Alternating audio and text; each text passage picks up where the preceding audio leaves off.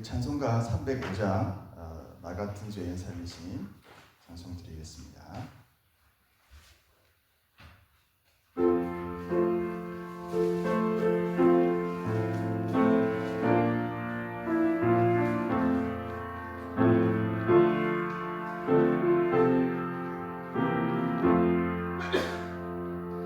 나 같은 죄인 살리신 주의 놀라워 잃었던 생명 찾아고 광명을 얻었네. 큰 죄 아래서 거치신 주 내 고마워. 나 처음 믿은 그 시간 귀하고 귀하다.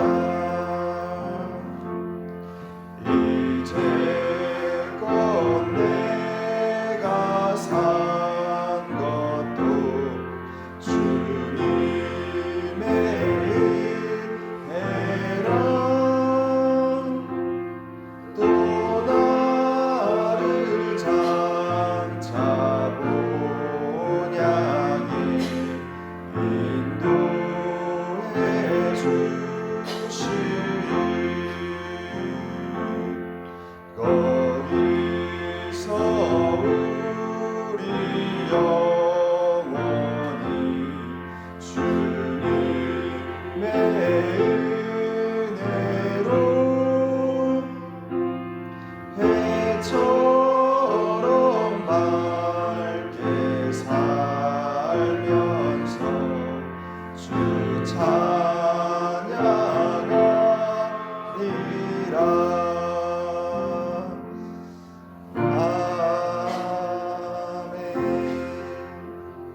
사도신경 하겠습니다. 나는 전능하신 아버지 하나님 천지의 창조주를 믿습니다. 나는 그의 유일하신 아들 우리 주 예수 그리스도를 믿습니다. 그는 성령으로 잉태되어 동정녀 마리아에게서 나시고 본디오 빌라도에게 고난을 받아 십자가에 못 박혀 죽으시고 장사된 지 사흘 만에 죽은 자 가운데서 다시 살아나셨으며 하늘에 오르시어 전능하신 아버지 하나님 우편에 앉아 계시다가 거기로부터 살아있는 자와 죽은 자를 심판하러 오십니다. 나는 성령을 믿으며 거룩한 공교회와 성도의 교제와 죄를 용서받는 것과 몸의 부활과 영생을 믿습니다. 아멘. 하나님 말씀 마가복음 2장 16절부터 20절까지 읽겠습니다. 마가복음 2장 16절부터 20절까지 말씀 보겠습니다. 한 절씩 교독 하겠습니다. 바리새인의 서기관들이 예수께서 죄인 및 세리들과 함께 잡수시는 것을 보고 그의 제자들에게 이르되 어찌하여 세리 및 죄인들과 함께 먹는가?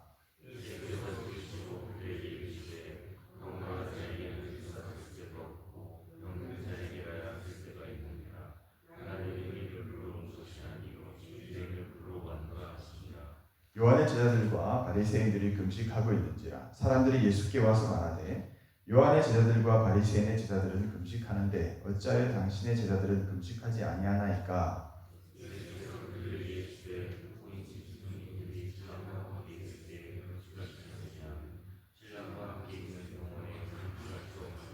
함께 읽겠습니다. 그러나 신랑을 빼앗길 날이 이르리니 그날에는 금식할 것이니라. 아멘. 예수님께서 어제 레위를 부르시고 또 레위의 집에 많은 세리와 죄인들이 함께 모여 식사를 하고 있었는데 그것을 못마땅하게 생각하는 이들이 있었습니다. 바리새인들과 서기관들. 이들이 예수님의 제자들에게 너희 선생은 어찌하여 세리와 죄인들과 함께 먹는가? 너희 선생은 왜 이런 일을 하는가 하면서 먹는 것을 가지고 시비를 걸었습니다. 왜 당시 존경받는 우리 같은 의인들이 아니라 저런 죄인들과 함께 식사를 하냐고 말이죠. 이 이야기를 예수님이 이제 들으셨습니다. 그리고 그들에게 이렇게 말씀을 하셨습니다. 내가 온 것은 건강한 자가 아니라 병든 자이고 의인이 아니라 죄인을 부르러 왔다, 이렇게 말씀을 하셨습니다. 그래서 이렇게 죄인들과 세리들과 함께 식사하는 것이 당연하다라고 말씀을 하신과 동시에 예수님은 그 바리새인들과 서기관들의 위선과 외식을 폭로하고 계셨습니다. 너희 바리새인들은 건강해서 의사가 필요 없고 세리들은 필요하다고, 그래서 내가 이들과 함께 있노라 말씀하신 것 같지만 숨은 뜻은 정말 병든 자와 정말 죄인은 너희들이다. 본다고 하는 너희들이 맹인이다. 정말 의사가 필요한 사람은 너희들이다.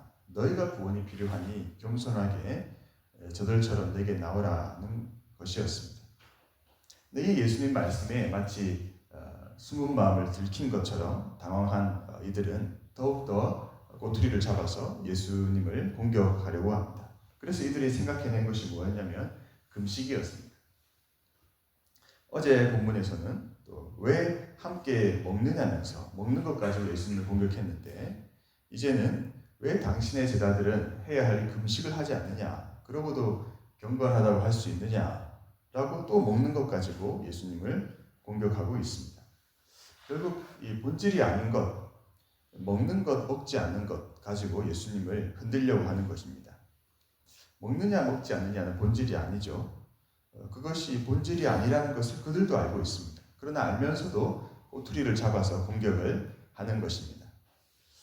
그럼 멀리 볼 것 없이 때로 우리도 어떤 것이 내 마음에 들지 않거나 혹 삐지거나 심사가 뒤틀릴 때는 본질이 아닌 어떤 지엽적인 것들을 가지고 문제를 삼고자 하는 그런 못된 마음이 생겨나지 않습니까? 생각해보면 아무것도 아닌데 마치 그것을 하늘이 무너지는 것처럼 크게 과장하거나 포장해서 공격하는 데 사용하는 것이죠. 평소 같으면 그냥 넘어갈 일인데 그냥 싫은 거죠. 그렇게 때로 우리에게 다가오는 이들도 있고 우리도 그렇게 다가갈 때가 있지 않습니까? 그럴 때 우리는 어떻게 해야 할까요? 예수님은 어떻게 하셨습니까? 우리는 항상 본질로 돌아가야 합니다. 본질은 무엇입니까? 바로 하나님의 말씀이고 주님의 말씀입니다. 지역적인 것들이, 본질이 아닌 것들이 나의 마음을 흔들어댈 때 우리는 내가 말씀 가운데 바로 서 있는지, 내 안의 말씀은 무엇이라고 말씀하고 있는지를 다시 확인해야 합니다. 그리고 그 말씀으로 우리의 마음을, 나의 마음을 지켜야 합니다. 말씀으로 마음을 지키는 것, 마음의 말씀을 간직하고 마음의 문을 이제 닫아버리는 거죠. 더 이상 나를 자극하고 공격하는 것들로부터 이 마음을 지키도록. 여러분, 그래서 영적인 전쟁, 싸움이 다른 것이 아니고 우리의 마음 관리를 잘 하는 것입니다. 마음을 지키는 자는 성을 빼앗는 자보다 낫다라고 말씀하지 않습니까? 성을 빼앗는 것은 무엇입니까? 전쟁 때 하는 거잖아요. 그러니까 마음을 지키는 것이 성을 빼앗는 것보다 낫다라고 할 때 전쟁에서 승리한다는 것입니다. 무엇으로 우리가 마음을 지킬 수 있습니까? 하나님 말씀을 내 마음의 중심에 둘 때 우리는 마음을 지킬 수가 있습니다. 그래서 마음이 강한 여러분들이 또 우리가 되기를 축복합니다. 예수님은 수많은 공격과 논쟁 가운데도 항상 이 마음을 지켜내셨습니다. 같이 분을 내거나 맞서 싸우지 않으셨고 언제나 그 중심에 있는 말씀으로 응대하셨습니다. 저와 여러분에게도 항상 말씀이 우리의 생각과 영혼과 말과 행동을 지배해서 어떤 상황에서도 지혜로운 말이, 또 능력의 말씀이, 순결한 말씀이 우리의 마음을 지켜내는 그런 은혜를 누리시기를 축복을 합니다. 오늘 본문의 바리새인들은 이제는 금식에 대한 문제로 어떻게든 예수님과 예수님을 따르는 제자들을 흔들려고 하고 있습니다. 사실 금식은 우리 신앙생활에 또 영적인 전쟁에서 매우 강력한 하나님의 은혜의 통로입니다. 금식은 하나님 앞에서 간절한 결단을 표현하는 것이죠. 그래서 금식 기도에는 강력한 힘이 있습니다. 그러나 이 힘은 기도 자체의 어떤 경건함에서 나오는 것이 아니라 사랑하는 자녀가 음식을 끊으면서까지도 일용할 양식을 거절하면서까지도 하늘 아버지께 간절히 간구하는 것이기 때문에 하늘 아버지께서 그 자녀를 사랑하시는 마음이 그 원인이 되어서 그 기도에 응답하시기에 힘이 있는 것입니다. 금식기도는 그래서 특별히 영적인 전쟁에서 강력한 능력이 있습니다. 악한 세력은 금식기도를 매우 두려워합니다. 왜냐하면 나의 생명을 소진해서라도 하나님께 집중하고 기도하겠다는 결단이기 때문에 매우 강력한 영적인 파워가 나올 것을 알기 때문에 어떻게든 못하게 하도록 금식기도를 못하도록 방해를 합니다. 다니엘이 21일간 금식기도를 하나님 앞에 올려드릴 때 하나님께서는 다니엘에게 앞으로 일어날 놀라운 일들을 계시로 밝혀주셨습니다. 에스라는 예루살렘 왕의 허락을 받고 여행을 할 때 보호를 위해서 금식을 선포하고 하나님의 응답을 받습니다. 에스더는 유대인의 학살 위기 속에서 3일 밤낮 먹지도 마시지도 않고 금식하면서 죽으면 죽으리라는 결단으로 왕 앞에 나아갑니다. 초대교회는 바나바와 바울을 파송하면서 금식기도한 후에 안수하고 보냈다고 합니다. 교회 장로들을 세울 때도 초대교회는 금식하며 기도하며 세웠습니다. 그러면 여러분, 저와 여러분은 특별히 금식을 해야 할 때, 그런 감동을 주실 때에는 금식을 하시기 바랍니다. 예수님도 오늘 말씀에 금식할 때가 오는데 그때는 금식을 한다라고 대답을 하십니다. 19절 20절에 예수께서 그들에게 이르시되 혼인집 손님들이 신랑과 함께 있을 때 금식할 수 있느냐? 신랑과 함께 있을 동안에는 금식할 수 없느니라. 그러나 신랑을 빼앗길 날이 이르리니 그날에는 금식할 것이니라. 지금은 신랑과 같이 있을 때이니 금식할 때가 아니다. 그러나 신랑을 빼앗길 날이 오는데 그때에는 금식하라. 지금 예수님께서 육신으로 함께 계신 이 기간, 하나님 나라의 혼인잔치, 기쁨의 때에는 금식하지 않고 그러나 신랑을 빼앗길 날이 올 텐데 그날은 무슨 날입니까? 주님께서 십자가에 죽으시고 또 장사되시는 그날, 그때에는 금식하라는 것입니다. 여러분, 우리가 인생을 살다 보면 또 매우 중요한 전환점에 서게 될 때가 있습니다. 특별히 작정하며 간구해야 될 때가 있습니다. 그럴 때 우리는 나의 의를 드러내기 위해서가 아니라 하나님의 뜻을 간절히 찾고 구하기 위해서 금식 기도를 해야 할 때가 있습니다. 저도 특별히 인생의 길이 막힌 것 같을 때 주로 금식을 했었는데요. 금식이라 말하기는 짧아서 부끄럽긴 하지만 그러나 그 마음의 중심을 하나님 항상 봐주시고 은혜를 베풀어 주셨던 것을 기억을 합니다. 이 금식을 바리새인들은 율법이 요구하는 연 1회 속죄일 금식 이외에도 자발적으로 일주일에 2번을 했습니다. 월요일과 목요일, 그리고 하루 종일 금식을 했다고 합니다. 그리고 요한의 제자들도 스승의 이 광야 생활을 본받아서 자주 금식하며 기도를 했던 것 같습니다. 그러니까 이들은 금식을 하는데 왜 당신의 제자들은 금식하지 않냐면서 찾아봤죠. 아마 이들도 바리새인일 가능성이 큰데요. 이 금식이라는 이 너무나 귀한 하나님의 은혜의 선물을 가지고 이들은 그것을 자기의 의로 삼아버렸죠. 그 순간 그리고 저들은 왜 금식하지 않냐고 비교하는 순간 이 신앙의 본질이 무너져버리고 은혜는 온데간데 없이 사라져버리고 맙니다. 여러분, 우리가 신앙생활을 하면서 하나님을 바라보지 않고 사람을 바라보는 순간 우리의 신앙에는 문제가 생겨버리고 맙니다. 금식을 처음 시작할 때는 하나님 앞에 겸손한 마음으로 간절히 은혜를 구하는 심정으로 기도하려고 금식을 했는데 하다 보니까 이게 나의 의가 되어버린 것입니다. 금식뿐만 아니라 우리의 모든 신앙의 활동들이 나의 의로움이 되는 순간 그것은 나에게 독이 되고 다른 사람의 신앙을 판단하는 그런 자리에, 하나님 자리에 앉게 되어 버리는 것입니다. 그래서 금식을 아니한만 못한 상황이 되고 만 것이죠. 여러분, 나의 신앙생활은 어떻습니까? 우리는 언제라도 내가 바로 이 바리새인과 같은 이런 모습을 가질 수 있음을 기억해야 합니다. 항상 그래서 내 자신을 하나님 앞에 돌아보는 것이 필요하죠. 항상 그래서 내가 제일 문제다, 나만 잘하면 된다라고 생각을 해야 합니다. 우리가 말씀을 들어도 이 말씀은 저 사람이 꼭 들어야 돼라고 생각이 들 때가 있습니다. 그래서 다른 사람을 고치려고 들죠. 그러나 그렇게 생각이 든다면 내가 교만하구나 생각해야 합니다. 실상 변해야 할 사람은 그런 생각을 하고 있는 나인 것이죠. 겸손한 사람은 말씀을 들을 때 어떻게 해야 합니까? 말씀을 들으면서 가슴을 치면서 회개합니다. 다른 사람 바라보지 않죠. 볼 시간이 없습니다. 성전에 기도하러 올라간 바리새인과 세리의 기도를 우리는 기억합니다. 이 바리새인의 기도는 어떤 기도였습니까? 하나님 감사합니다 라는 감사 기도였습니다. 기도의 내용이 하나님 제가 일주일에 2번 금식하고 11조 드립니다. 저 세리와 같지 않음을 감사합니다 라면서 기도를 드립니다.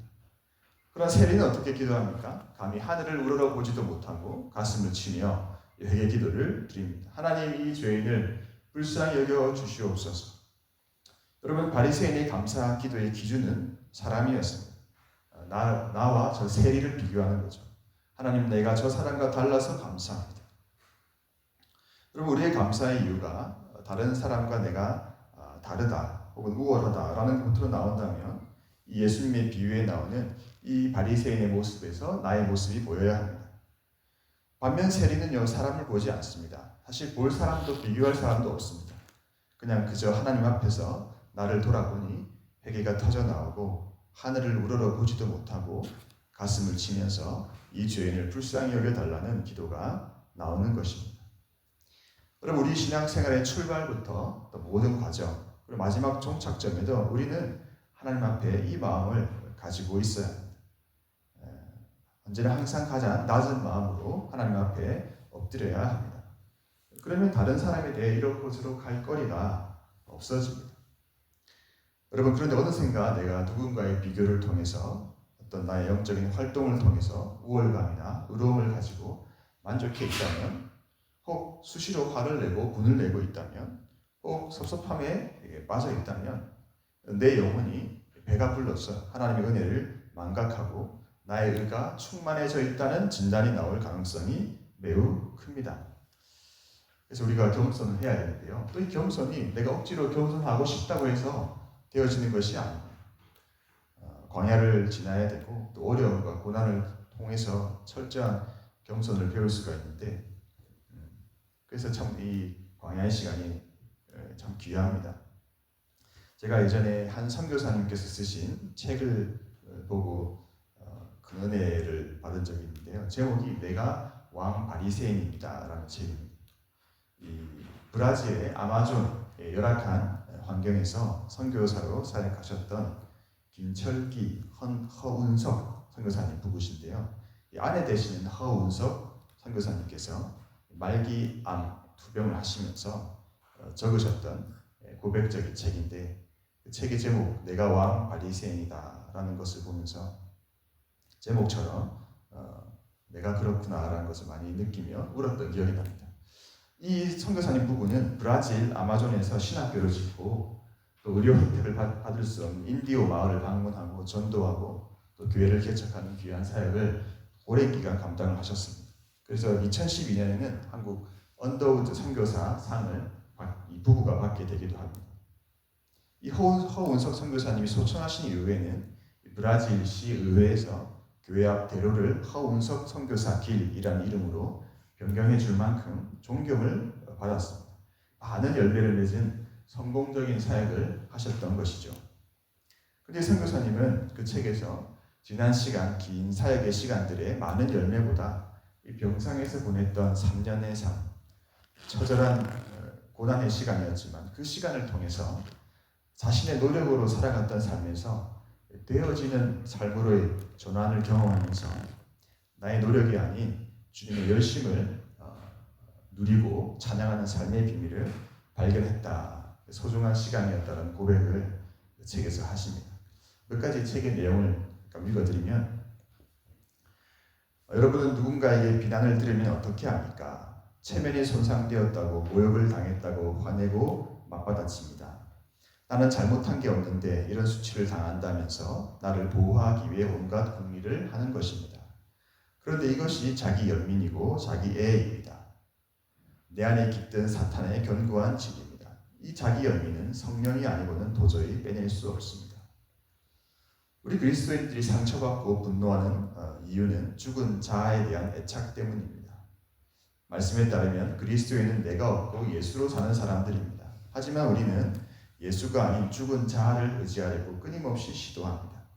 우리의 자아는 이미 십자가에서 죽었고 이제 시체로 남았음에도 불구하고 시체라도 붙잡는 것입니다.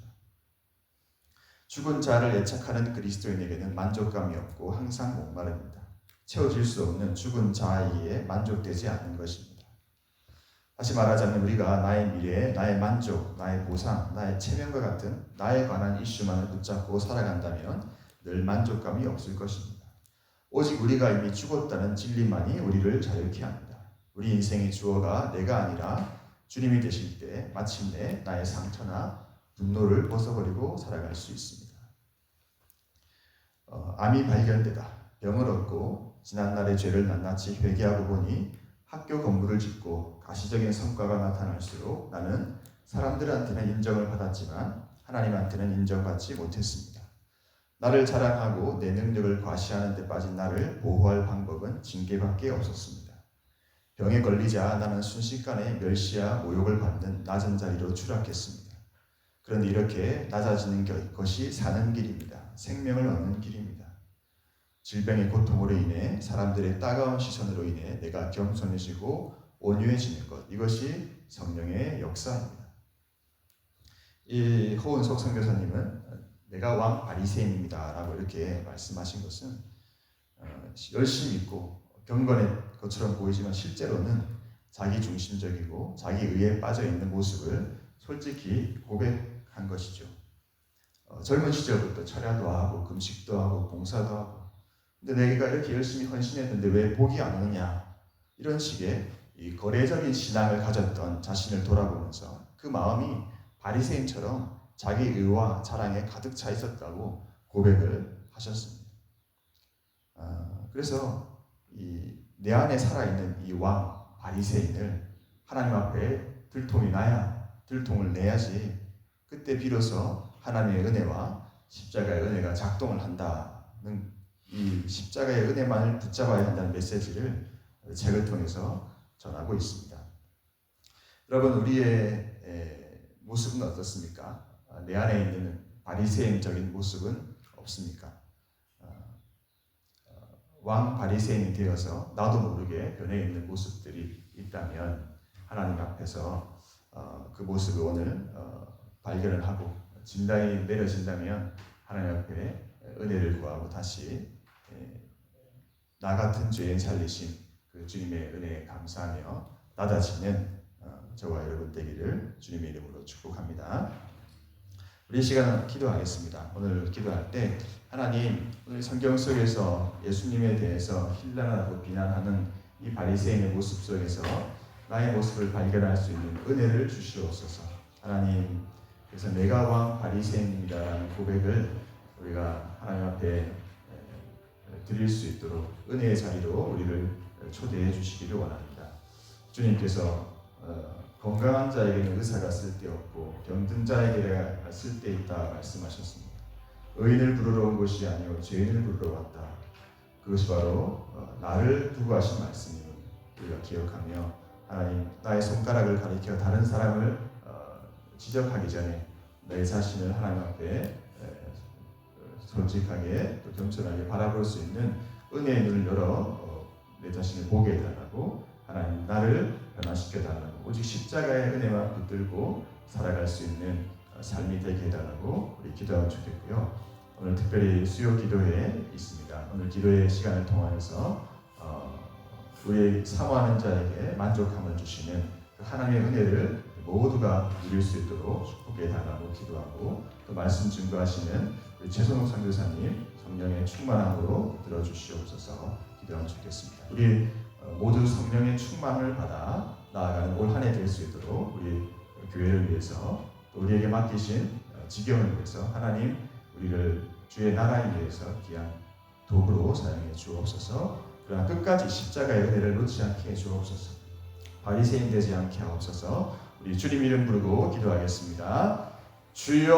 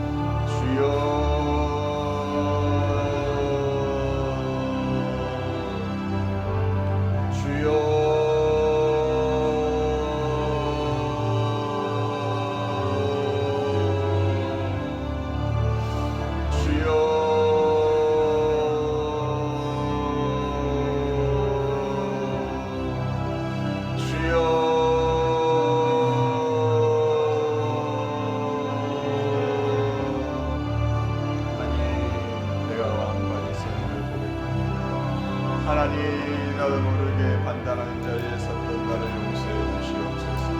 하나님, 나 같은 죄인 살리신 주님의 은혜를 기억하며 나아가기를 원합니다. 하나님, 그 어떤 것도 나의 의가 될 수 없음을 고백하며 오직 힘을 받고 죄 많은 자를 살리신 주의 십자가의 은혜와 사랑만을 고백하며 하나님 나아갈 수 있도록 도와주시기를 원합니다. 주여,